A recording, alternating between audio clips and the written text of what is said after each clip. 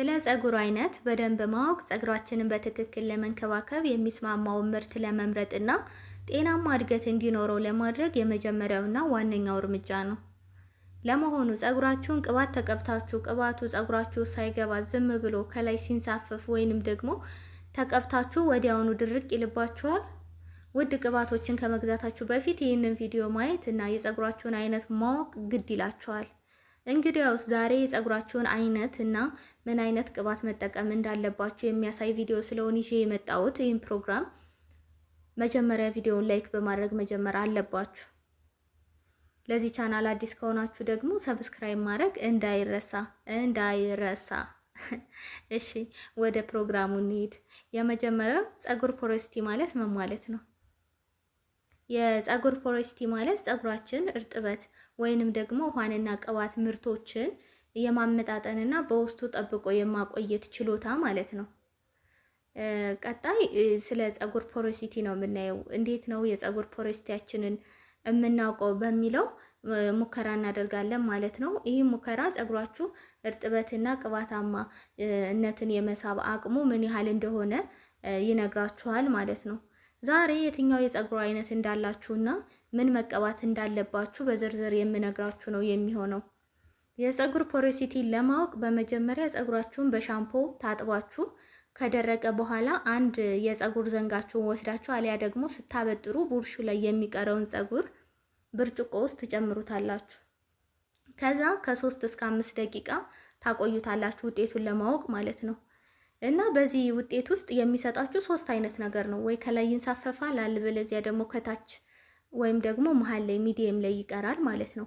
ስለዚህ 3 አይነት ውጤት ነው የምታዩ። ያን ውጤት ለማየት ብርጭቆ ውስጥ ፀጉር ጨምራችሁ ከ3 እስከ 5 ደቂቃ ታቆዩታላችሁ።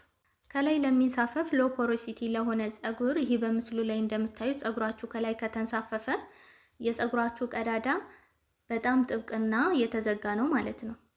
ስለዚህ ውሃና ቅባቱ በቀላሉ ወደ ፀጉራችሁ አይገባም። ታዲያ ለዚህ የፀጉር አይነት ምን መቀባት አለባችሁ ወደሚለው ስንሄድ ለዚህ ፀጉር ከባድ ቅባቶች አይሆኑትም ከላይ ተከማችተው ስለሚቀሩ ማለት ነው። ስለዚህ እንደ ጆጆባና አርገን ኦይልን ቀለል ያሉ ቅባቶች መጠቀም አለባችሁ። ቅባት ከመቀባታችሁ በፊት ፀጉራችሁን በስቲመር ትነት ስጡት፣ ምክንያቱም በሙቀት የተዘጉ ቀዳዳዎች ስለሚከፈቱ ማለት ነው። ሁለተኛ መሀል ላይ ለሚንሳፈፍ ወይም ደግሞ ሚዲየም ፖሮሲቲ የሆነ በምስሉ ላይ እንዳለው ፀጉር መሀል ላይ ከቀረ የታደላችሁ ናችሁ። ፀጉራችሁ እርጥበትን የመሳብና የማቆም ኃይሉ የማቆየት ኃይሉ በጣም ፍጹምና የተመጣጠነ ነው። ስለዚህ ምን መቀባት አለባችሁ? ይሄ አይነት የፀጉር አይነት ማለት ሚዲየም ላይ ያለ የፀጉር አይነት ውሃው ብርጭቆ ላይ ሲጨምሩት ሚዲየም ላይ ከሆነ መካከል ላይ ከቀረ እንደ የወይራ ዘይት፣ አቮካዶ ዘይት እና ጆጆባ ዘይት መጠቀም ትችላላችሁ ማለት ነው። አብዛኛው ቅባት በጥሩ ሁኔታ ያስተናግድላችኋል። ይሄ መሃል ሚዲየም ላይ ያለ የፀጉር አይነት ያላችሁ ሰዎች ማለት ነው። ሶስተኛ ወደ ታች የሚሰምጥ ከሆነ ይሄ ሃይ ፖሮሲቲ ይባላል። በምስሉ ላይ እንዳለው ፀጉር ተዘፍዝፎ ወደ ታች ፀጉሩን ከዘፈዘፋችሁት እዛ ብርጭቆ ውስጥ ከጨመራችሁት በኋላ ታችኛው ወለል ላይ ካረፈ ፀጉራችሁ ቀዳዳዎቹ በጣም የተከፈቱ ናቸው ማለት ነው። ውሃ ወዲያው ይስባሉ፣ ነገር ግን መልሰው ወዲያውኑ ስለሚተን ፀጉራችሁ በፍጥነት ይደርቃል። ታዲያ ምን መቀባት አለባችሁ መሰላችሁ? የገባውን እርጥበት ቆልፈው የሚያቆዩ ወፍራም የሆኑ ቅባቶችን መጠቀም ይኖርባችኋል። እንደ ካስተር ኦይል፣ ኮኮናት ኦይል እና ሻ በተር በጣም ተስማሚ ነው። ወይም ደግሞ የላም ቅቤ መቀባት ለእናንተ የፀጉር አይነት ተስማሚ ነው እና ሁልጊዜ ውሃ ወይም ደግሞ ሊቪንግ ክሬሞችን ከመቀባታችሁ ወይም ደግሞ ከተቀባችሁ በኋላ እነዚህን ወፍራም ቅባቶች ብትቀቡ እርጥበቱን ቆልፎ ስለሚያቆየው የለሰለሰ ፀጉር እንዲኖራችሁ ያደርጋል። ሌላው የአንድ ሰው የፀጉር አይነት የሚወስኑት 2 ነገሮች አሉ። የፀጉሩ ቅርጽና የቆዳው የቅባት መጠን ማለት ነው። የመጀመሪያውን የፀጉር ቅርጽ አይነት ስናይ ሄር ቴክስቸር የምንለው በዓለም አቀፍ ደረጃ የፀጉር ቅርጽ 4 አይነት የፀጉር ቅርጾች ናቸው ያሉት። አንደኛው ለስላሳ ፀጉር ያላቸው ወይም ደግሞ ስትሬት ሄር የምንለው ነው። ይህ ምንም አይነት ጥቅልል የሌለው ቀጥ ያለ የፀጉር አይነት ያላችሁ ናችሁ እና የራስ ቅላችሁ የሚያመነጨው ተፈጥሯዊ ቅባት በቀላሉ እስከ ፀጉሩ ጫፍ ድረስ በመድረስ ስለሚችል በፍጥነት የሚያንጸባርቅ ባህሪ ያለው በቀላሉ ይበጠራሉ። ቶሎ ቶሎ ደግሞ መታጠብ ያስፈልጋቸዋል። ነገር ግን ከባድ ቅባቶችን ማብዛት አያስፈልግም።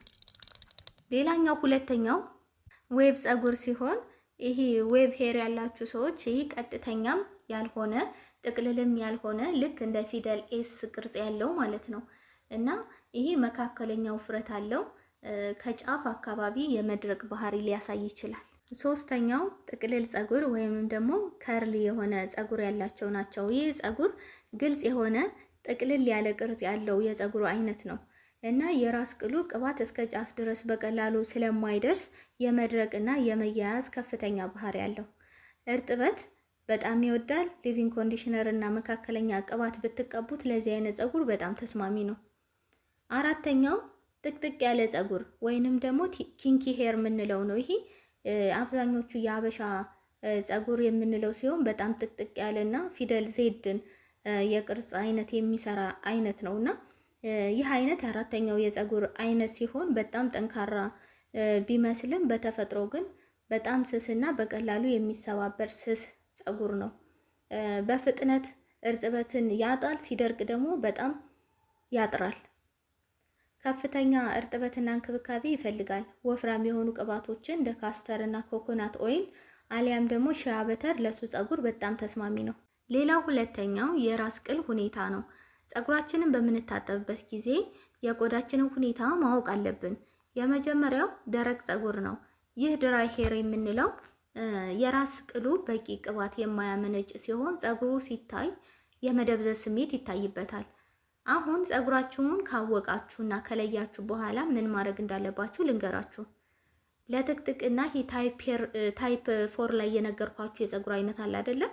ሁልጊዜ ፀጉራችሁን ከመታጠባችሁ በፊት በውሃ ወይም ደግሞ በፈሳሽ ክሬም ማርጠባችሁ እንዳትረሱ። ምክንያቱም ቅባት ፀጉርን አያረጥብም፣ ውሃውን ቆልፎ ያስቀረዋል እንጂ። እንደ ካስተር ኦይል፣ ኮኮናት ኦይል እና ሺያ በተር መጠቀም ለዚህ ፀጉር ፍጹም ተስማሚ ነው። ሌላው ለስለስ ያለ ወይም ደግሞ ቀጥ ያለ ፀጉር ታይፕ 1 እና ታይፕ 2 ላይ እንዳየነው ማለት ነው። ቀላል የሆኑ ቅባቶችን እንደ አርገን ኦይል እና ጆጆባ ኦይል መጠቀም እና ከባድ ክሬሞችን ደግሞ አለማብዛት ነው። ከዛ ደግሞ ቅባት የበዛበት ኦይል ያልነው ወይም ደግሞ ኦይሊ ሄር የምንለው ምንድነው? እሱ ፀጉራችሁን ከታጠባችሁ ከ1 እስከ 2 ቀን ባለው ጊዜ ውስጥ መልሶ የቅባት ስሜት ሲኖረው የሚኖረውና የሚጣበቅ ሲሆን ነው። በራሱ ቅባት ማውጣት የሚችልና ወዛም የሆነ ፀጉር ነው ይሄ ኦይሊ ሄር የምንለው። ሌላው መካከለኛ ወይም ኖርማል የፀጉር አይነት ምንድነው? በጣም ያልደረቀ ፍጹም የተመጣጠነ የፀጉር አይነት ነው። ስለዚህ ለጤናማ የፀጉር አይነት ጠቃሚ ምክሮችን ልንገራችሁ። እርጥበት ዋናው ነገር ነው። ስለዚህ እርጥበትን መጠበቅ፣ በተለይ ደግሞ ጥቅልል ፀጉርና ኪንኪ ሄር ያላችሁ ሰዎች ፀጉራችሁን ከመቀባታችሁ በፊት ሁልጊዜም በውሃና በፈሳሽ ክሬም ማርጠብ ይኖርባችኋል። ዘይት ብቻውን ፀጉርን አያረጥብም ማለት ነው። ሁለተኛ ሙቀት መከላከል ነው። ፀጉራችሁን ማድረቂያ ወይም ደግሞ ሄር ድራየር እና ቢጎዲን አዘውትራችሁ ባትጠቀሙ ይመረጣል። ምክንያቱም ፀጉራችሁ እያቃጠላችሁትና እንዲሳሳ እያደረጋችሁት ስለሆነ። ሌላው ለፀጉር እድገት የሚረዳ ነገር ምግብ ነው። እንደ ፕሮቲን፣ አቮካዶና እንቁላል፣ ለውዝ መመገብና በቂ ውሃ መጠጣት ለፀጉር ውበት መሰረት ነው። የዛሬው ፕሮግራም ይህን ይመስል ነበር። በቀጣይ ደግሞ እንዲሰራላችሁ የምትፈልጉትን ነገር በኮሜንት መስጫው ላይ አሳውቁኝ። ቴንክ ዩ ፎር ዋቺንግ